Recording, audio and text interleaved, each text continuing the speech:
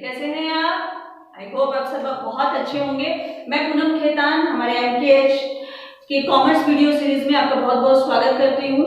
इससे पहले हमने क्लास 11th का लेसन 1 का वीडियो डाला था, that was introduction to accounting. अब हम स्टार्ट करने वाले हैं हमारा second chapter, that is basic terms. और बेसिक टर्म्स आपको जाननी इसलिए जरूरी है बिकॉज ये सब्जेक्ट जो है वो आपके लिए बिल्कुल नया है और इसके बारे में आप कुछ भी नहीं जानते हैं। तो हम बेसिक से स्टार्ट करेंगे। कुछ टर्म्स ऐसी हैं जिनके बारे में आपने कभी भी कुछ भी नहीं सुना है, तो जब तक उन टर्म्स के बारे में आपको पता नहीं होगा, तो जब हम उनकी एंट्रीज करेंगे, जब हम उनको रिकॉर्ड करेंगे, अगर आपको उसका मीनिंग ही नहीं पता है तो आप उसको कैसे रिकॉर्ड करेंगे। इसीलिए हम आज करने वाले हैं बेसिक टर्म्स। हमारी फर्स्ट बेसिक टर्म जो है वो है business transaction.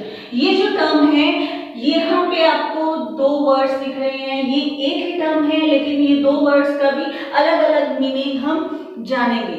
Business transaction, business का मतलब क्या? बिजनेस का मतलब कि कोई भी ऐसा काम, कोई भी ऐसी एक्टिविटी हम करें जिसका मोटिव क्या होना चाहिए? प्रॉफिट। अगर कोई भी आप एक्टिविटी ऐसी करते हैं जिसका मोटिव प्रॉफिट कमाना नहीं है, अगर किसी की हेल्प के लिए कर रहे हैं, कोई म्यूचुअल अंडरस्टैंडिंग से कुछ डील हुई है उससे आप कर रहे हैं, तो वो आपके बिजनेस के अंदर नहीं आएगा। ठीक है, फिर बात करते हैं ट्रांजैक्शन की। जैसे मैंने आपको फर्स्ट वीडियो में ही बोला था कि ट्रांजैक्शन मनी टर्म में होना बहुत जरूरी है। अगर बिना मनी के हो रही है किसी तरीके की transaction, the same thing if you are helping someone, और कोई बिना मनी के अगर आप कुछ भी ट्रांजैक्शन कर रहे हैं तो उसको हम बिजनेस ट्रांजैक्शन नहीं मानेंगे। ये चीज आपको ध्यान में रहनी चाहिए। और ट्रांजैक्शन में आप कैश भी ले सकते हैं, क्रेडिट भी ले सकते हैं, क्योंकि कोई भी बिजनेस है, बहुत रेयर कुछ पॉसिबल होगा कि कोई बिजनेस बिना क्रेडिट के अपना बिजनेस चला सके। छोटी से छोटी शॉप है, उसको भी उधार रखना पड़ता है ना।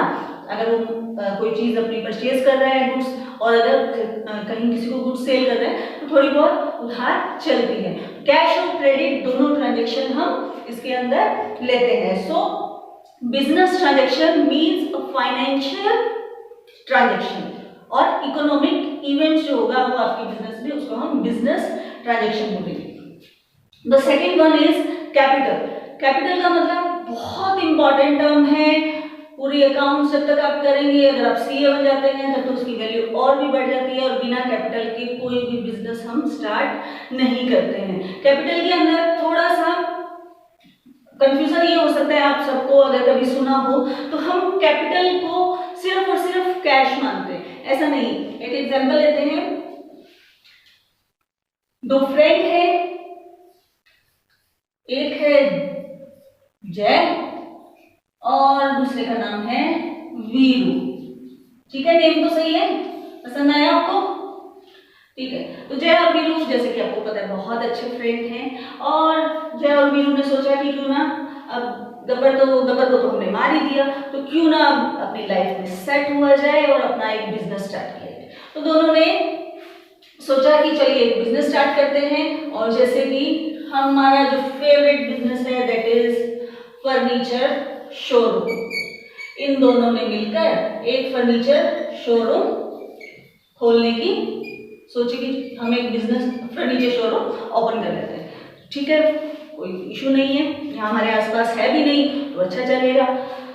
तो जय ने कहा कि ठीक है, अब अपने इन्होंने एस्टिमेट लगाया कि कितना हम लोगों को इन्वेस्ट करना है। इन्होंने एस्टिमेट लगाया कि सर हमको 20 लाख तो लगेंगे ही लगेंगे। ठीक है, 20 लाख कम से कम हम लोगों को लगेंगे, क्योंकि फर्नीचर जो होता है वो हमेशा एक्सपेंसिव है।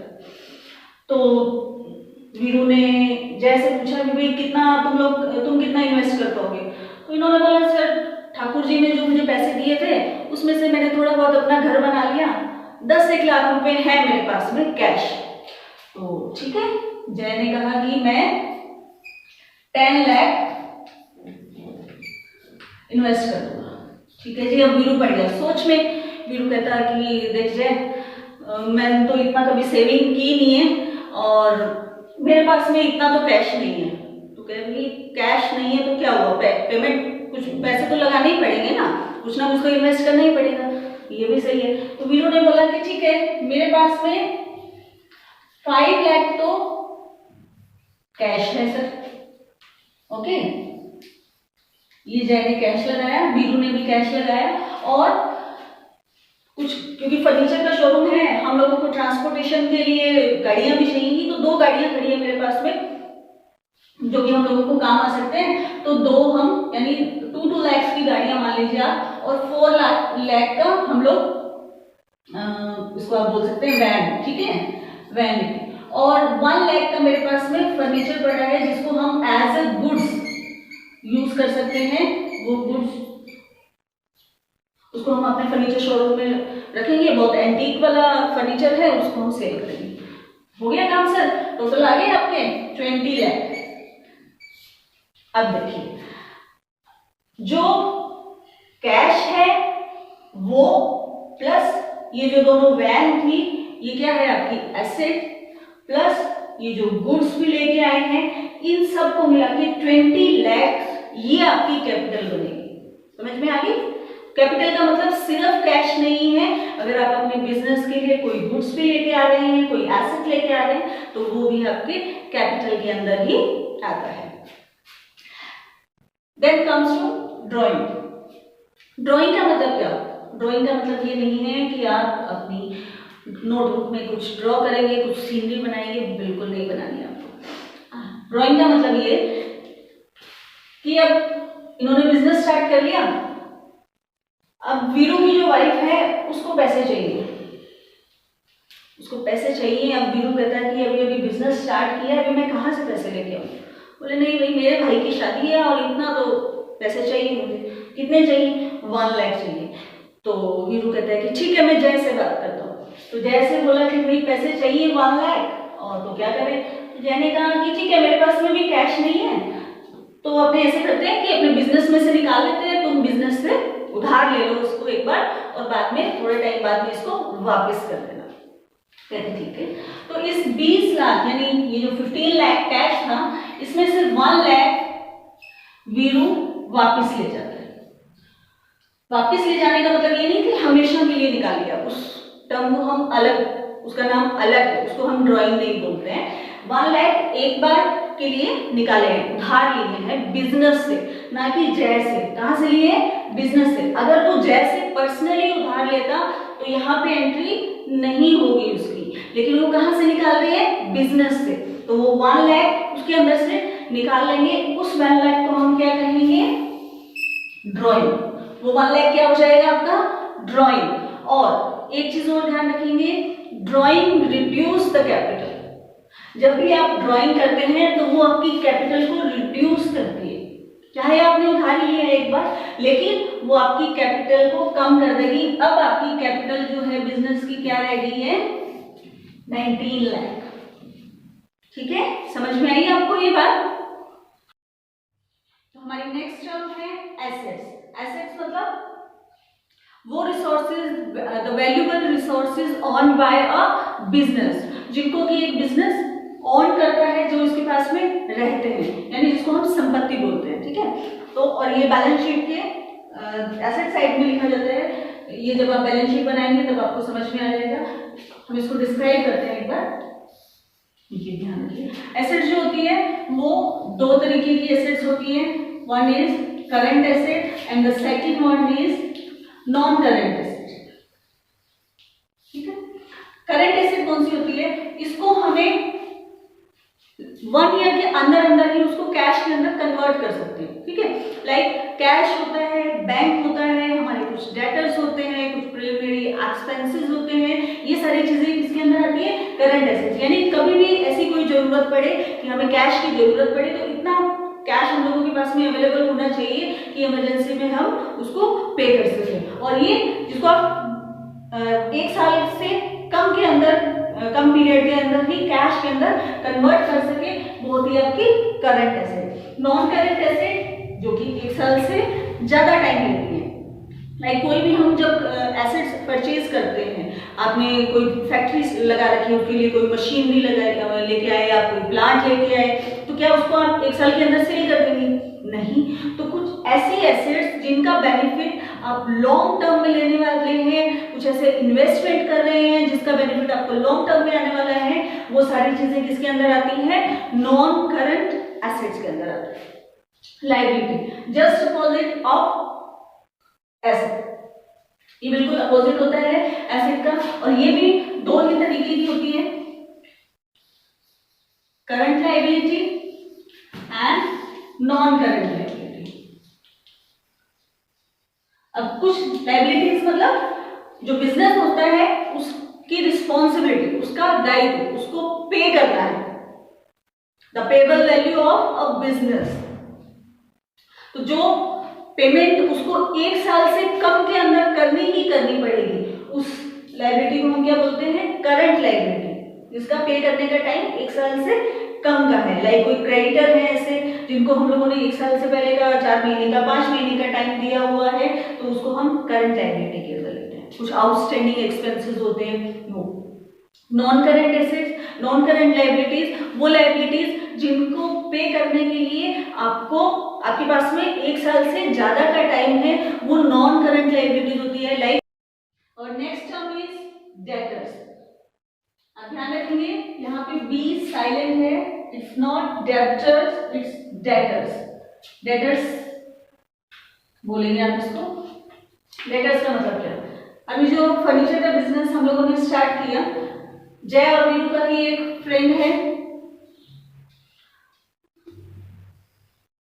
ये इनकी फर्नीचर का शोरूम है। यहां से एक फ्रेंड है इनका राम, इसने कुछ फर्नीचर यहां से लिया, फर्नीचर जो कि इनके लिए बिजनेस है तो और गुड्स है, तो वो फर्नीचर जो जिसमें ट्रांजेक्शन करते हैं तो वो इनके लिए क्या हो गया? गुड्स। इस चीज का ध्यान रखेंगे, जिस चीज के अंदर जो बिजनेस डील करता है वो उसका गुड्स होता है। एसेट और गुड्स में डिफरेंस होता है। एसेट्स को हम रीसेल करने के लिए नहीं खरीदते हैं और गुड्स को हम रखने के लिए नहीं खरीदते। इस चीज का आप ध्यान रखेंगे कि ये फर्नीचर शोरूम है, इसके लिए गुड्स क्या है? इसके लिए गुड्स इसका फर्नीचर है। जो फर्नीचर ये कहीं से परचेज करते हैं और उसको आगे रीसेल कर देते हैं, कुछ मार्जिन रखते हैं, तो ये इनके लिए क्या हो गया? गुड्स। कोई मोबाइल कंपनी है या मोबाइल डीलर है, उसके पास में अगर उसके ऑफिस में कोई सोफा पड़ा है, कुछ ऐसा फर्नीचर पड़ा है, तो वो उसके लिए गुड्स नहीं है, वो उसके लिए क्या है? एसेट्स है। इस चीज का आप ध्यान रखेंगे, don't be confuse between asset and good. उस मोबाइल डीलर के लिए उसका जो गुड्स है वो क्या है? मोबाइल। ठीक है, तो ये फर्नीचर शोरूम है, इन्होंने इसको गुड्स सेल किया, तो राम ने बोला कि सर मेरे पास में जय अभी पैसे नहीं है, तो इन्होंने 10,000 का फर्नीचर खरीदा। ठीक है, और इसने बोला कि मैं तुम्हें पेमेंट जो है आफ्टर 4 मंथ्स करूंगा, 4 महीने के बाद में मैं तुम्हारी पेमेंट दे दूंगा। तो इसने कहा कि कोई बात नहीं, आप 4 महीने के बाद में आप पेमेंट दे देना। तो यहाँ पे ट्रांजेक्शन तो हुई है, मनी से रिलेटेड ही ट्रांजेक्शन है, although this is not cash transaction, इसको हम क्या बोलेंगे? Credit transaction. और ये क्या हुआ है? इसको सेल किया है, और क्योंकि ये क्रेडिट है इसलिए इस चीज को हम बोलते हैं क्रेडिट सेल। और ये राम क्या है? डेटर्स, यानी देनदार है। इस फर्नीचर शोरूम के लिए इसका देनदार है। अभी इसने पेमेंट नहीं की है, लेकिन ये पेमेंट कब करेगा? After 4 months. और 4 महीने बाद भी जब ये हमारे पैसे आ जाएंगे तो उसको हम कैश में नोट कर लेंगे। अभी ये हमारे कहाँ पे काउंट होगा? डेटर्स के अंदर। समझ में आई? और डेटर्स को जैसे मैंने आपको बोला था, दिस इज करंट एसेट्स। क्यों? क्योंकि आप इसको 1 साल से कम के अंदर ही कैश में कन्वर्ट करने वाले हैं, तो इसको हम डेटर्स जो होते हैं वो क्या होते हैं? Current assets. Yes, next one is creditor, just opposite to debtors. Creditor मतलब लेनदार, जिनको हमने पैसे देना है। हमने मतलब बिजनेस, क्योंकि जहां पे जो भी हम बात कर रहे हैं वो बिजनेस पॉइंट ऑफ व्यू से कर रहे हैं। ठीक है, तो अब फर्नीचर का शोरूम है हमारा, ये हमारा फर्नीचर का शोरूम है सर। अब कहीं ना कहीं से या 2 चीज कर सकते हैं, या तो हम खुद फर्नीचर बनाएं या हम बनाकर बेचें। तो अगर आप बना के भी सेल करते हैं तो कहीं से रॉ मटेरियल तो परचेज करना पड़ेगा, तो कहीं ना कहीं से तो आपको कुछ ना कुछ परचेज करना ही पड़ेगा। ये मान लीजिए कुछ प्लाई जो है वो इस राम एंड सन से इन्होंने परचेज की, ये ध्यान रखेंगे। यहाँ पे इन्होंने सेल की थी, यहाँ पे ये फर्नीचर शोरूम जो है ये क्या कर रहे हैं, परचेज कर रहे हैं। यहाँ पे भी क्या आ रहा है, गुड्स परचेज कर रहे हैं। हो गया सर। अब इन्होंने बोला, जय और वीरू ने, कि हम ये पेमेंट अभी नहीं करेंगे, कब करेंगे, 4 महीने, ये अपना एस्टिमेट लगाते हैं कि 4 महीने बाद में उससे रहेगी, क्यों हम इसको 6 मंथ का टाइम दें। तो ये इन्होंने इनको बोला कि सर हम आपको पेमेंट जो है वो आफ्टर 6 मंथ्स करेंगे। तो उन्होंने बोला कि ठीक है, आप 6 महीने बाद में कर दीजिएगा, तो ठीक है। तो अब ये सेल मनी हो गई, गुड्स परचेज हुए हैं, ट्रांजैक्शन हुई है, मनी टर्म्स के अंदर हुई है, कैश ट्रांजैक्शन नहीं हुई है। तो इस तरीके की परचेज को हम क्या बोलेंगे, दैट इज क्रेडिट परचेज। ठीक है, ये हो गई आपकी क्रेडिट परचेज। और ये राम एंड सन्स क्या हो गए, क्रेडिटर्स हो गए, ये हमारे क्रेडिटर हो गए। और किस तरीके के क्रेडिटर हो गए, करंट लायबिलिटीज के अंदर आएंगे। क्यों करंट लायबिलिटीज के अंदर क्यों आएंगे, ये करंट लायबिलिटीज के अंदर इसलिए आएंगे क्योंकि हमने इनको जो पेमेंट है वो विद इन 1 ईयर करनी है, यानी हमने इनसे कितना टाइम लिया है, 6 मंथ। तो लेस देन अगर 1 ईयर है तो आपको उनको किसके अंदर आएंगी, करंट लायबिलिटीज के अंदर आएंगी। और ये क्रेडिटर्स जो हैं वो लायबिलिटीज होते हैं, डेटर्स जो हैं वो एसेट्स होते हैं। ये सारा चीज यहाँ पे आपके लिखी हुई। ये था हमारा आज का चैप्टर। और कुछ इंपॉर्टेंट बेसिक टर्म्स हम लोगों ने आज के चैप्टर में डिस्कस की है। वो तो बहुत सारी टर्म्स हैं, सभी को हम इसमें कवर नहीं कर पाए हैं, लेकिन जैसे ही हम न्यूमेरिकल स्टार्ट करेंगे, प्रैक्टिकल क्वेश्चन स्टार्ट करेंगे, उसके अंदर बाकी टर्म्स को भी हम धीरे धीरे डिस्कस करते जाएंगे।